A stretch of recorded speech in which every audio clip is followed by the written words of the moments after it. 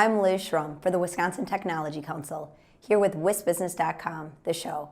Just ahead, Tom Still talks about the importance of quality healthcare to Wisconsin businesses. And Tricia Braun, Chief Operating Officer for the Wisconsin Economic Development Corporation, discusses the Think, Make, Happen campaign. And now, here are this week's tech metrics. These snapshots of key indicators in the Wisconsin economy are developed by the Wisconsin Technology Council for its policy and news reports.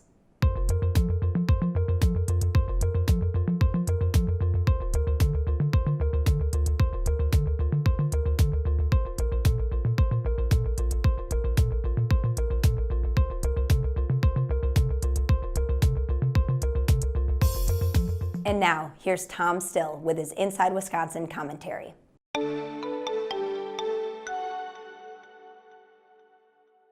Wisconsin stands among the nation's best states when it comes to healthcare quality. The Federal Agency for Healthcare Research and Quality has ranked Wisconsin among its top 4 states in 9 of the past 10 years, including a number 3 ranking in the latest year. Those rankings are based on about 200 quality measures. Wisconsin also scores well in a number of private rankings. In the coming national free-for-all over healthcare, however, will Wisconsin's tradition of healthcare quality endure? Patients, providers, and policymakers have good reason to worry that high-quality care states will be penalized in the rush to reform. So do business owners and managers. It's the law of the lowest common denominator. States that are mediocre to poor in terms of delivering quality health care don't have much to lose if Obamacare is jettisoned for an unclear strategy. Those states may not have changed how they did business anyway. On the other hand, states that innovated in the face of healthcare upheavals, keeping quality care in mind as they did so, could find themselves unofficially penalized if quality of care is devalued by a replacement strategy.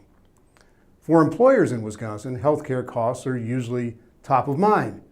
Healthcare quality should be a concern as well because it's an issue that also goes straight to the bottom line in terms of sick days, sick wages, and worker productivity. Consider these findings from the National Committee for Quality Assurance and others. In 2006, the failure to routinely follow recommended guidelines for evidence-based care for just 5 conditions, asthma, depression, diabetes, heart disease, and hypertension, cost U.S. employers $7.4 billion in lost productivity. The same suboptimal care resulted in 45 million unnecessary sick days in 2006. That's the equivalent of 180,000 full-time employees calling in sick every day for a year. Unhealthy lifestyle choices contribute to the loss in workforce productivity as well, but those costs can be mitigated by participation in high-quality wellness programs. Low-quality healthcare leads to lower productivity and increases in healthcare costs that businesses and society can ill afford. Conversely, high-quality healthcare is a business advantage worth touting. At a time when everyone from Governor Scott Walker on down is worried about workforce development, Wisconsin businesses can point to healthcare quality metrics, either statewide or through specific delivery systems, as a way to attract and retain workers. Wisconsin needs all the business and workforce development advantages it can get.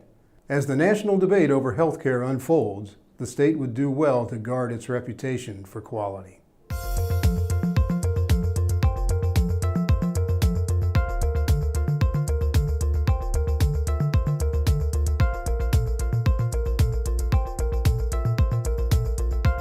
We're back with Tricia Braun, Chief Operating Officer for the Wisconsin Economic Development Corporation and one of the architects of the Think, Make, Happen outreach campaign for Wisconsin. Welcome, Tricia. Hi, Liz. It's good to be here. Think, Make, Happen.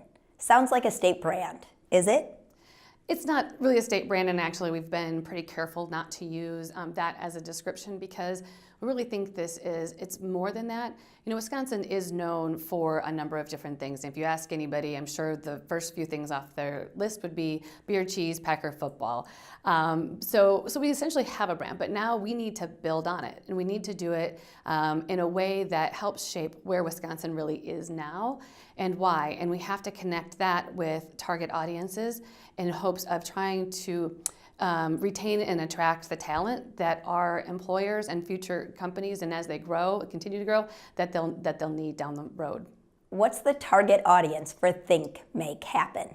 You know, when we first started this and, we were responding to what our companies and our economic development partners were describing as a way to change perceptions about Wisconsin, because as they were trying to draw talent into their areas or into their companies, the people didn't really understand what Wisconsin had to offer. So that was really the first group. But as we were building it and going around the state and talking to whether it was economic development groups, communities, businesses, educators were also involved in that and really decided this was a great opportunity to help talk about some of the things that we're doing in the K-12 and in the technical colleges in terms of different career opportunities, things like youth apprenticeship programs, our fabrication labs, and it all really tied together and created a much bigger story. So we really capitalized on that opportunity and have integrated that as well. How will you know if Think, Make, Happen is working? Well, because some of our outreach and our audiences are, just entering 6th grade, obviously this is something that will take time, but I think we've already started to see success just in the way that communication is happening between different groups and audiences, that communities and businesses are coming together in their efforts to attract talent into the region or into particular companies, and different areas are also aligning and coordinating this. So really having a unified message and a unified voice on which to promote Wisconsin and the assets that we have for career and life opportunity. So I think in that regard, we're already starting to see momentum. Thanks, Tricia, and thank you for watching this edition of WisBusiness.com, the show. The show is produced by the Wisconsin Technology Council and WisBusiness.com and sponsored by UW-Milwaukee and Exact Sciences. Visit our websites to read and learn more. I'm Liz Schrum of Talent Foot Executive Search. See you next time.